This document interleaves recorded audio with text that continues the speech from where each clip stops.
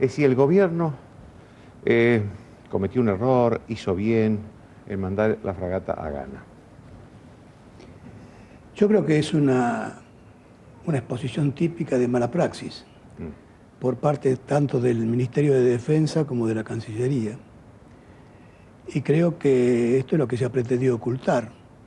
Pero después me gustaría, sin prejuicio de que hablemos de la fragata, también poner la atención en otros temas, porque la fragata ha producido una suerte de efecto sol, ha deslumbrado a la gente con la angustia que le produce que la fragata esté en esa situación. Por lo que significa, claro, ¿no? Pero oculta temas gravísimos que están sucediendo en el área de defensa y que en este momento parecen ocultos por esta situación. ¿Y por ejemplo? Por ejemplo, la Armada movilizó 4 buques en los últimos 30 días. La fragata Libertad, que está presa en embargo en Ghana. La Espiro, que tenía que ir a hacer una maniobra con Brasil y Uruguay y Sudáfrica, en las costas de Sudáfrica, y no pudo salir porque no estaba en condiciones de navegar. Fue reemplazada por la Gómez Roca. La Gómez Roca fue y no pudo participar porque se descompuso en el camino y está varada ahora en Sudáfrica y todo el mundo teme de que se la embargue. Y la Rosales, que tenía que hacer un ejercicio en Brasil, con Sudáfrica y con Brasil, y que no pudo salir porque no estaba en condiciones de navegar. Cerro Dragón. Hay un problema con los dragones, que son un grupo que alentó el oficialismo. Trasladan a los gendarmes en avión desde Rosario a Cerro Dragón, los colocan en unas situaciones insoportables para vivir. Se soluciona el problema, era cada vez más urgente sacarlos porque no podían estar ahí de la situación de indisciplina que se estaba generando.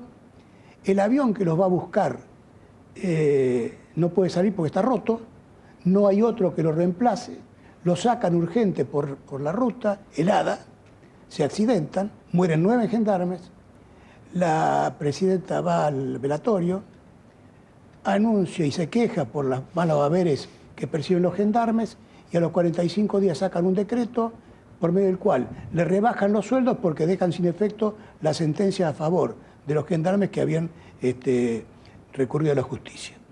Ejército. Tiene 11 brigadas desplegadas en el territorio argentino. Para que un ejército funcione, estas 11 brigadas tienen que tener más o menos entre 80 y 100.000 soldados. Tienen 17.000. ¿Por qué? Porque se pasó, cuando se eliminó el servicio militar obligatorio, de un ejército de masas a un ejército de profesionales. Esto significa reemplazar cantidad por calidad. ¿Cuál es la calidad de los profesionales actuales? Equipamiento que tiene 35 años de uso o de antigüedad. Imposible. Fuerza Aérea.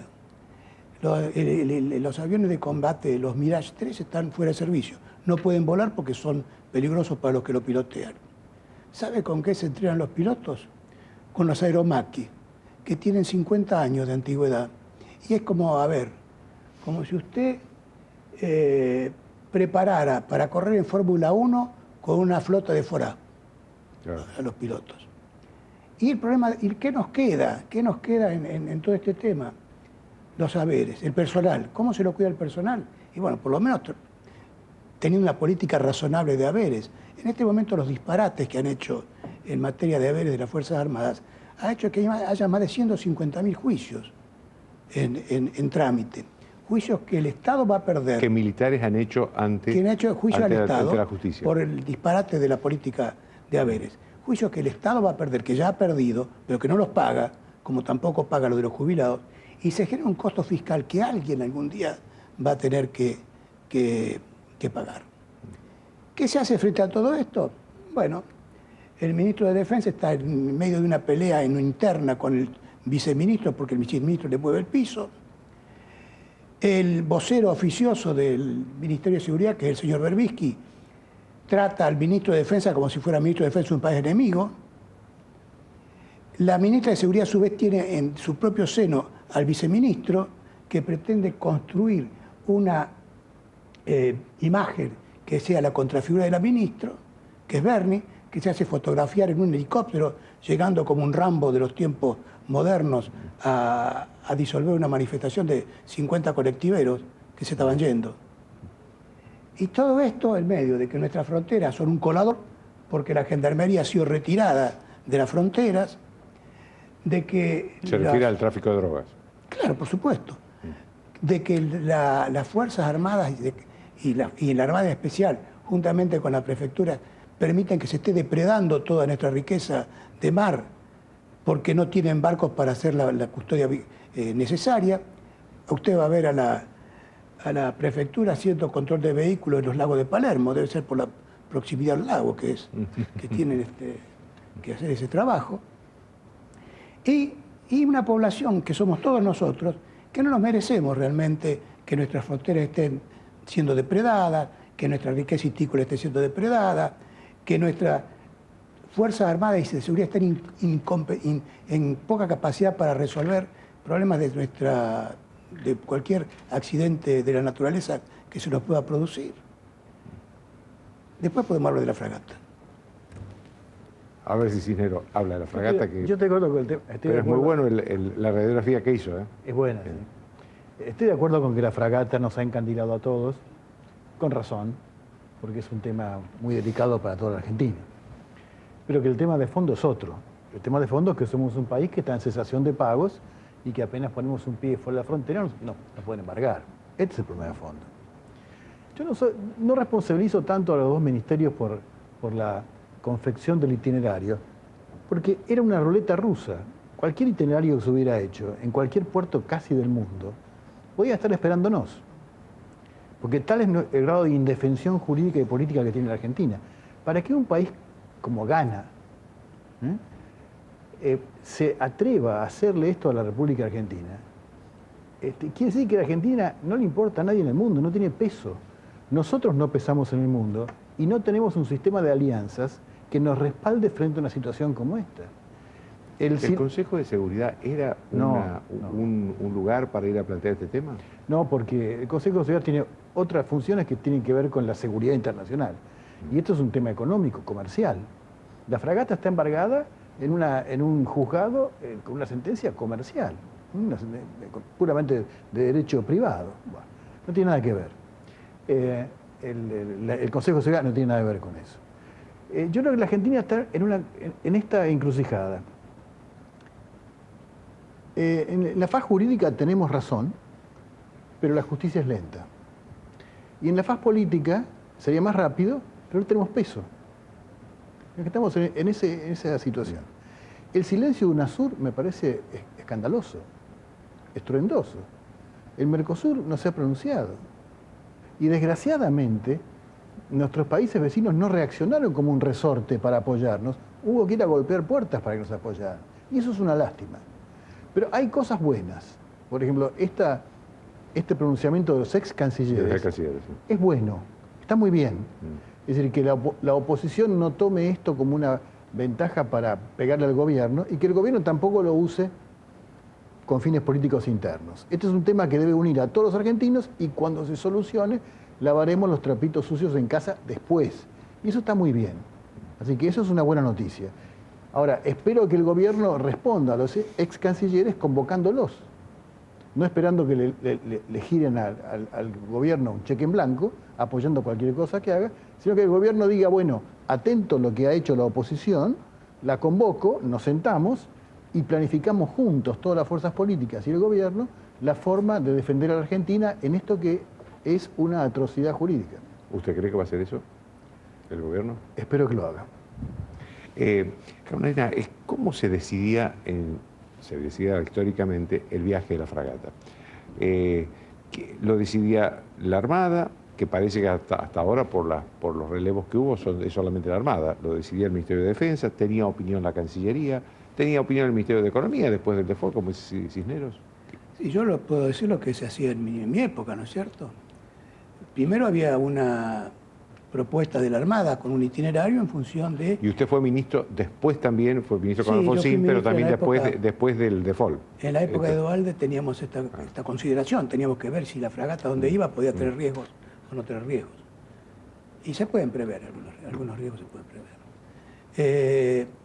La Armada presenta un unos destinos, en función de las necesidades del viaje de instrucción que culmina con la carrera de los futuros oficiales. El Ministerio de Defensa lo ve, pone, saca, sugiere, corrige, se elabora una propuesta, después va a Cancillería, la Cancillería también, porque la fragata es una embajadora de buena voluntad, pone, saca, sugiere, y luego se concluye con una propuesta que finalmente el comandante en jefe de las Fuerzas Armadas resuelve este itinerario. Y ese itinerario que se cumple. Por eso resulta realmente patético que la primera ocurrencia que tuvo el ministro de Defensa fue responsabilizar a funcionarios o a militares de tercer nivel de la Armada como los causantes de este desastre, ¿no es cierto? Como si ellos tuvieran la necesidad de saber o la obligación de saber qué pasa con el default de la República Argentina.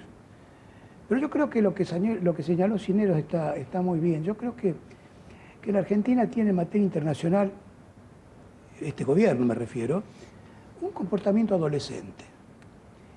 Ellos se creen que pueden hacer cualquier cosa y que nadie después les va a pedir rendición de cuentas. Entonces, cuando pasa un incidente como este, pasa lo que señala Cisneros, que nadie en definitiva se entusiasma demasiado por salvar a la Argentina de una situación cuando muchas veces la Argentina se ha comportado erráticamente en una cantidad de temas de política internacional. Bueno, pero ya estamos como estamos. ¿Qué se debería hacer hoy? ¿Cuáles serían los caminos?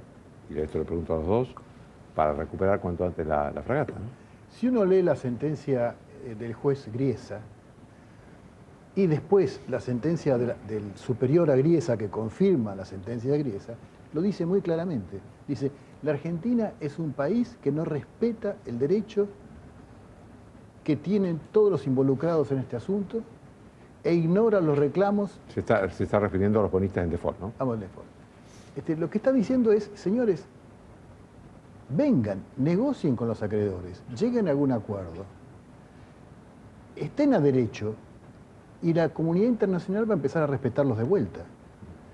La idea no es rendirse ante los fondos buitres y ir a pagarles a ciegas. Es decir, bueno, señores, presentarse en la justicia, a cuyas sentencias nosotros no hemos hecho ningún caso, y decir, bueno, muy bien, vengo a ejercer mis derechos, y ejercerlos. Y no ignorar las sentencias de la mitad del mundo. Si tenemos un montón de sentencias de tribunales muy serios en contra nuestra, y no hacemos nada. Lo último que se puede hacer es ignorar esas cosas. Dejemos de ignorarlas, presentémonos a derechos, sentémonos con quienes nos reclaman, y vamos a ver cómo los jueces que hoy nos embargan van a dejar embargarnos. Porque lo que ellos quieren es que la Argentina vuelva al sistema internacional y no tener que llegar a estas circunstancias en las cuales nosotros mismos los ponemos. ¿Coincide? Sí, yo quiero corregirlo a Cisneros, no es que no hagamos nada.